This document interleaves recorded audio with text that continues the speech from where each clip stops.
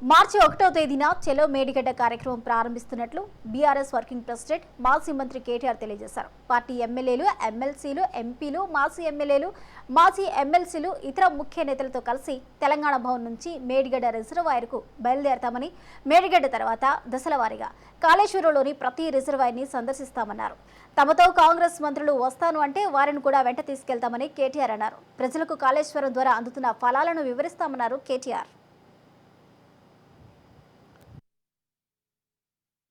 మేడిగడ్డ అనే ప్రోగ్రామ్ ఏదైతే మేము తీసుకున్నామో మన మార్చి 1 నాడు ఉదయం 8:30కు మా పార్టీకి సంబంధించిన శాసనసభ్యులు, అదేవిధంగా శాసన మండలి సభ్యులు, మాజీ శాసనసభ్యులు, మాజీ ఎంపీలు, మాజీ ఎమ్మెల్సీలు, ఇంకా ఇతర ముఖ్యులు దాదాపు ఒక 150 నుంచి 200 మంది ఇక్కడ నుంచి బయలుదేరిపోతాం. తెలంగాణ భవన్ నుంచి బయలుదేరి ఒక్క మేడిగడ్డ మాత్రమే కాదు, మొదటి రోజు మేడిగడ్డ పోతాం. ఆ తర్వాత తెలంగాణకు కామధేనువుగా ఉన్న కాళేశ్వరం ప్రాజెక్టును దశల వారీగా ప్రజలకు మళ్ళొకసారి ఆవిష్కృతం చేస్తూ వాళ్ళ మనసులో ఉండే అనుమానాలు నివృత్తి చేస్తూ కాళేశ్వరం అంటే ఒక బరాజ్ కాదు, ఎంత సమగ్రమైన ప్రాజెక్టో వారికి వివరించి ముందుకు పోతాం. సరే, ఇప్పుడు జరుగుతున్న కుట్ర గురించి కూడా మీకు చెప్పవలసిన బాధ్యత, ప్రజలకు కూడా చెప్పవలసిన బాధ్యత మా మీద ఉంది. ఎస్, దురదృష్టవశాత్తు మేడిగడ్డ బరాజ్ లో 2-3 పియర్లకు నవంబర్ మాసంలో పగుళ్లు వచ్చినాయి. కానీ ఇదే మొదటిసారి కాదండి, ఇదేదో చరిత్రలో ఎన్నడూ జరగంది, ఏదో మొదటిసారి జరిగింది కాదు. అండర్ కన్స్ట్రక్షన్ బరాజులు ఇట్లే కడతారు, నీళ్లు రాకుండా చేసి ఎక్కడికక్కడ పిల్లర్లు వేసి సింపుల్ గా చేస్తారు. దీనికి ఇదేదో జరగకూడదు, జరిగిపోయిందని, శ్వేతపత్రం అని, ఇదని అదని నోటికొచ్చిన మాటలు మాట్లాడుతూ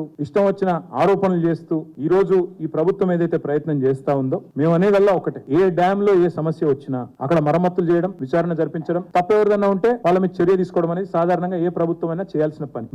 మేడిగడ్డలో జరిగిన దాని మీద కూడా మేము కోరుతున్నాం, శాసనసభలో కోరాము, ఇక్కడ కూడా కోరుతా ఉన్నాం, ప్రభుత్వాన్ని రిక్వెస్ట్ చేస్తున్నాం, విచారణ జరిపించండి. బాధ్యులు ఎవరైతే బాధ్యులో వాళ్ళ మీద చర్య తీసుకోండి, మాకేం అభ్యంతరం లేదు. మీరు జ్యుడిషియల్ కమిషన్ అన్నారు, ఇంకేదో కమిటీ అన్నారు, మేము దాన్ని వ్యతిరేకించడం లేదు. నిక్షేపంగా మీరు విచారణ జరిపించండి, తప్పకుండా బాధ్యుల మీద చర్యలు తీసుకోండి, మాకు అభ్యంతరం లేదు. చేయాల్సిన పని చేయకుండా శ్వేతపత్రాలు, ఇంకా పవర్ పాయింట్లు, ప్రాజెక్టు విజిట్లు అని దుమ్మెత్తిపోసే కార్యక్రమం ఏదైతే చేస్తున్నారో ఇది మంచిది కాదు అనే మాట కూడా రాష్ట్ర ప్రభుత్వానికి నేను విజ్ఞప్తి చేస్తా ఉన్నా. చిన్న డ్యామేజీని దాన్ని భూతద్దంలో పెట్టి మొత్తం ప్రాజెక్టే కొట్టుకపోతుందన్న స్థాయిలో ఇవాళ పొలిటికల్ మైలేజ్ కోసం ఏదైతే ప్రయత్నం చేస్తా ఉన్నారో దయచేసి దీన్ని మానుకోండి అని చెప్పి కూడా నేను ప్రభుత్వానికి విజ్ఞప్తి చేస్తా ఉన్నా. ఖచ్చితంగా ఒక కుట్రపూరితమైన ఆలోచనతోనే ప్రభుత్వం ఉన్నట్టుగా మేము అనుకుంటా ఉన్నాం. కాళేశ్వరం ప్రాజెక్టు మొత్తం కొట్టుకపోవాలి అంటే 3 బరాజులు కొట్టుకపోవాలి అనే ఆలోచన, అనే దుర్బుద్ధి. కాళేశ్వరం ప్రాజెక్టు మొత్తంగా ఈ ప్రాజెక్ట్ అంటేనే మొత్తం పార్టీలు కానీ ఇటు బీఆర్ఎస్ ప్రభుత్వం పైన పెద్ద ఎత్తున విమర్శించినటువంటి ఆ ప్రాజెక్టు అంతా కూడా మొదట్లో కాళేశ్వరం ప్రాజెక్ట్ అంటేనే కేవలం కాసుల పంట బీఆర్ఎస్ అన్నట్టుగా విమర్శలు వచ్చాయి. ఆ రకంగా మొత్తం కాళేశ్వరం ప్రాజెక్ట్ పూర్తవడం తర్వాత ఎన్నికలకు ముందు దాంట్లో ఉన్నటువంటి వైఫల్యాలు బయటపడడం, మొత్తంగా పిల్లలకు ఆ పగులు రావడం, మొత్తంగా అలాగే మేడిగడ్డ కూడా కలిగినటువంటి పిల్లలకు ఇబ్బంది కావచ్చు, ఇవన్నీ కూడా కొత్తగా ఏర్పడినటువంటి రేవంత్ రెడ్డి ప్రభుత్వం దృష్టికి రావడం, ఇదంతా కూడా వారు విమర్శించిన దానికి అనుగుణంగా ఇక్కడ పగులు రావడం, ప్రాజెక్టులో ఎన్నో అవకతవకలు జరిగాయి, లక్షల కోట్లు వృధా చేశారంటూ కాంగ్రెస్ పార్టీ ఒక్కటే టార్గెట్గా తీసుకున్నారు. శ్వేతపత్రం సైతం విడుదల చేశారు. 2 దఫాలుగా మొత్తం మంత్రివర్గం అంతా కూడా కాళేశ్వరం మొత్తం విజిట్ చేసిన పరిస్థితి కనిపించింది.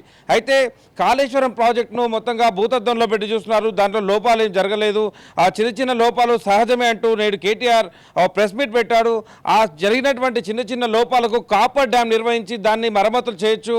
ఎన్నో రాష్ట్రాల్లో, పశ్చిమ బెంగాల్లో కావచ్చు, మూసీ నది మొదలు పశ్చిమ బెంగాల్లో సైతం దాదాపు ఎన్నో ప్రాజెక్టులు నిర్మాణ దిశలో కోల్పోయాయి. ఆ తర్వాత నిర్మాణం జరిగిన తర్వాత కూడా కోల్పోయిన పరిస్థితి కనిపించింది, కొట్టుకుపోయిన పరిస్థితి ఉంది.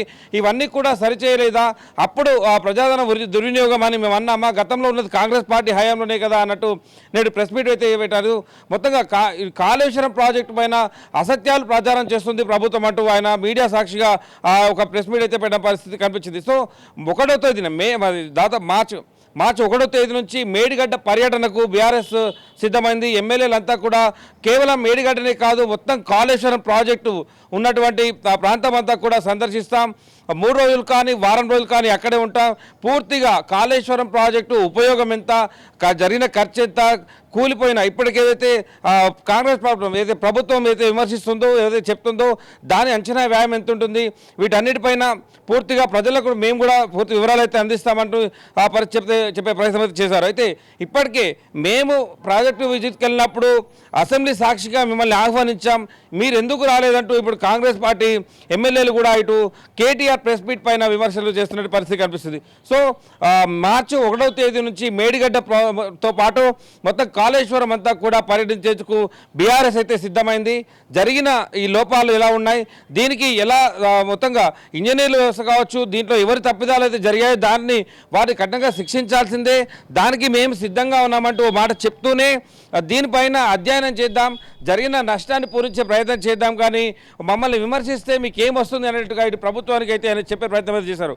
సో ఓవరాల్గా కాళేశ్వరం ఎపిసోడ్ అయితే కాంగ్రెస్ పార్టీ విజిట్తో అయిపోతుంది అనుకున్నాం, కానీ బీఆర్ఎస్ దానికి మళ్ళీ ఆద్యం పోస్తున్నట్టు పరిస్థితి కనిపించింది. సో ఏదైతే పర్యటన కూడా చర్చకు దారితీసిన పరిస్థితి ఉంది.